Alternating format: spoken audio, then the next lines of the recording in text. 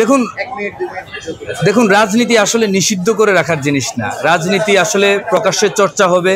বিভিন্ন রাজনৈতিক সংগঠন তাদের যেই অবজেক্টিভ, যে গোলস, সেটা শিক্ষার্থীদের মাঝে উপস্থাপন করবে।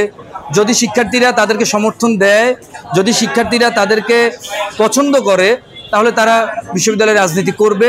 যদি তারা শিক্ষার্থীদের এগেনিস্টে যায়, বিরুদ্ধে যায়, তাহলে শিক্ষার্থীরা তাদেরকে সমর্থন দিবে না।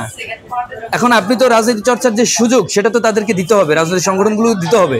তারপরে যদি তারা আপনার শিক্ষার্থীদের বাইরে গিয়ে রাজনীতি করে, শিক্ষার্থীদের মতামতের বাইরে গিয়ে রাজনীতি করে, তখন আপনি তাদেরকে নিষিদ্ধ করার কথা তুলতে পারেন, তাদেরকে শাস্তির আওতায় নিয়ে আসার কথা বলতে পারেন।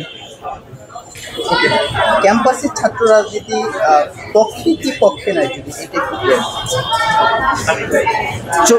এটা ৭১-এর মহান মুক্তিযুদ্ধ থেকে শুরু করে ৯০-এর গণ অভ্যুত্থান থেকে শুরু করে ২৪-এর যে গণ অভ্যুত্থান, সবগুলো আন্দোলনেই কিন্তু আপনার রাজনৈতিক ছাত্র সংগঠনের নেতারা নেতৃত্ব দিয়েছে।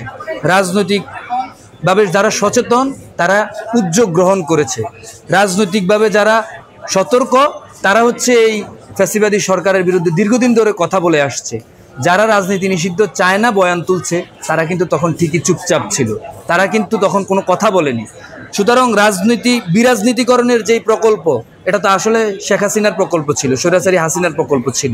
বিরাজনীতিকরণের মাধ্যমে তরুণদেরকে রাজনীতি বিমুখ করে দিয়ে তার যে স্বৈরতান্ত্রিক ব্যবস্থা, সেটা শিক্ষার্থীদের উপর চাপিয়ে দেওয়া হতো, নাগরিকদের উপর চাপিয়ে দেওয়া হতো, এবং তারা সেটা নিয়ে ভাবতই না, তারা সেটা নিয়ে কথা বলার প্রয়োজনই মনে করতো না।